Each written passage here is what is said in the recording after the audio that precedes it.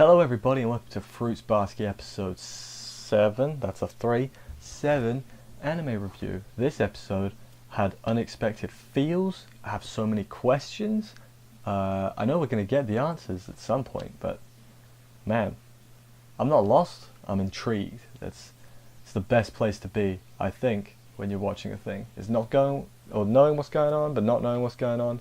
Understanding what you've been told, but not being told everything. That's what I like. I was not expecting to be engrossed in the plot instead of the fluff. But I like both, and that's really good. So we begin, before the opening, with Toru's missing again. The boys are freaking out. They have very little screen time this episode. Didn't even mention that, should have done that. I think they show up at the beginning and at the end. Toru's gone to the Sohma mansion, as she was instructed to in last week's episode. And she goes to Hatori's house. That guy, the blonde kid. I'm gonna check my notes for his name. Momiji lets her in. Is that a boy or a girl? Because I generally can't tell. It sounds harsh, but I'm like, what are you? I don't know. But yeah, just this little opening bit. She's at the Sohmas. She gets to his house. The Sohmas is kind of a weird. It's like an estate with loads of little houses in it. We get some Sohma backstory this episode too. Oh man, it's mental. As I said, the backstory we're going to get. First of all, Akito is sick a lot. This was a red flag for me. I'm like, Yuki's sick. Akito is also sick.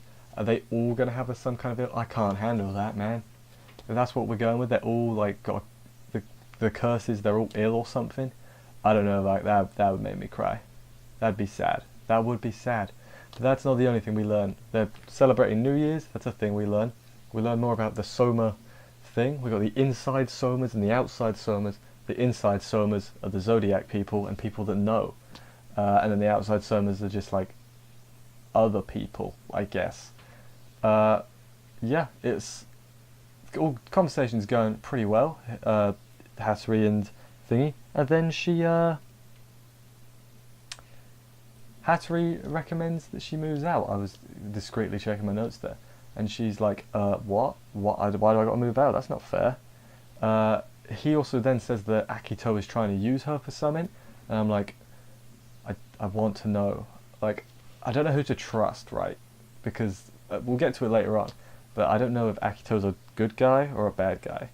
Like, I know it's not that kind of show. But he gives off villain vibes, you know? Maybe he's just misunderstood. I'm sure we will find out more about him. But yeah, for right now, I'm cautious. Momiji then tells Toru about basically Hatori's backstory. About how he's blind in one eye, and he used to have a waifu, or a fiancé, I guess. And because he was somehow, they show it later on, which is why I'm being very, not descriptive now. His eye got damaged during a thing, and then because she thought it was her fault, that led to her mental illness, and then so he erased her memory so that she could be happier. And I'm like, oh, that's really sad. I really hope they don't show that out of nowhere. That would make me sad. I don't know if I can handle the feels. I watched this show at work during my break. I don't want to cry, and everyone will be like, Connor, what's wrong? I'm like, it's just anime. It's really sad. And everyone will be like, I don't get it. And I'll be like, of course you don't. You're uncultured. That's conversation between me. It's a really very fun place to work. It's not. What else happened? Let's have a look. Toru has a little cry. She does that a lot, which is fine. But then she's like, no, I'm happy I've met everyone. I won't regret it no matter what. And I'm like, oh yeah, Toru, you tell her. I really like her. She's really likable. Like, if you don't like her, I don't know what to tell you. I think she's really nice and likable. The type of person I would like to hang out with, you know? Very, very nice human being. Up next we have a little bit of a segment with Shigure shows up. Basically says, no, Akito's not trying to use you. And this is why I was like, oh, do I trust Shigure? Or do I trust the other one, Hatori? I'm like, oh man, you gotta weigh up your options. I think I do trust Hatori more, especially after we learn his backstory and stuff. But Shigure is like housing her. I don't want to think of him as a bad guy. It's hard. It's really, really hard. But then we find out that they're besties, Shigure and Hatori. They're like the BFFs, I think the subtitles called them. And I was like, okay, you know, I understand their relationship. Like, it seems like they don't get along, but actually they get along really well, and that's why it looks like they don't get along. Yeah, I mean, I've had friends like that. Maybe not to that degree, but that's like just how you banter with each other. You just talk to them like, hey, what's up? And you swear at them, which I'm not going to do on camera because the YouTube robot hates that. Hattori then also apologizes and gives her the camera back, which I don't think that was ever the real intention. I think that was just a cover, just in case. But I could be wrong, and he could just be really dramatic on the phone. I don't know. But yeah, Shigure and him being besties, I like it. I feel like it could come into play, something could come into play with that later on. Like, yeah, I don't have a lot to say. It was just a little bit. It was good.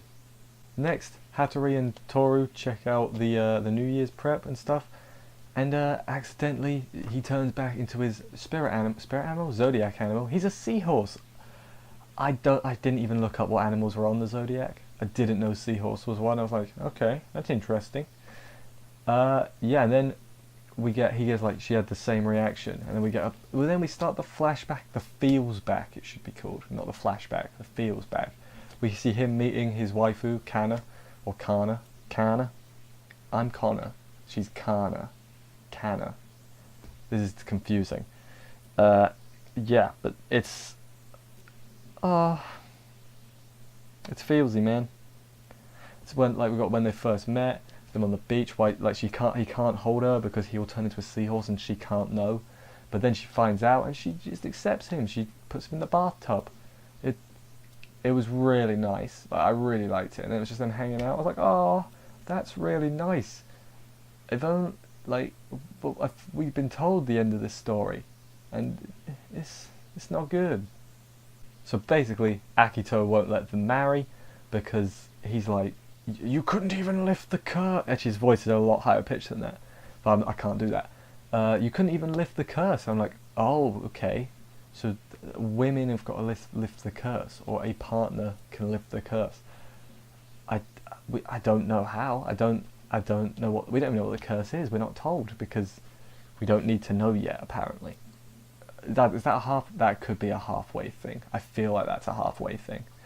But yeah, then we see him losing his eye. It's pretty brutal, and we see her like get more and more sad and depressed, and then by the end of it, she started by saying like, I'm glad I met you. Now she's like, if only we'd never met. And I'm like, oh, the heartbreak. I can't. I know I might sound a bit monotone. That's just my voice. I'm actually really hurt right now. Yeah.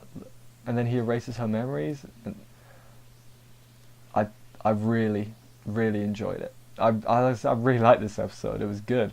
I like getting hit with surprise feels. And then at the end, he's like, I hope one day you find someone who's right for you, who can make you really happy. I'm like, no, my feels. Why you do this? Why you do this? I'm choking up again now just talking about it. God damn it. It's fine. It shows that I'm emotionally invested in the show. Everyone should be, because that makes everything better. Then we go back to the present day. He's human again. Then Toru runs off to get some clothes or something. And then Kana walks past, and she's getting married, and he hears, and he's like, oh man. And then she's like, man, I would totally go with that guy instead of my husband. And I'm like, okay, that's fine, but be faithful. Be faithful, guys. Come on. But it was still a nice moment. He was like, oh yes, it seems that you did find someone. That's good. And I was like, oh, that's nice. And he's really happy for her. And then it starts snowing, and I didn't mention this earlier, but there was like a callback to she asks like, what do you get when snow melts or something? And he's like, water. And she's like, no, it's the start of spring. And then he asks the same question to Toru, and she says, it's spring, obviously. I'm like, oh, is this foreshadowing? Is something similar going to happen to Toru? Because this was bad enough with 5 minutes of like build up and backstory. If it happens late in the season, I'm legit gonna cry. Like I was like, oh, that's really sad.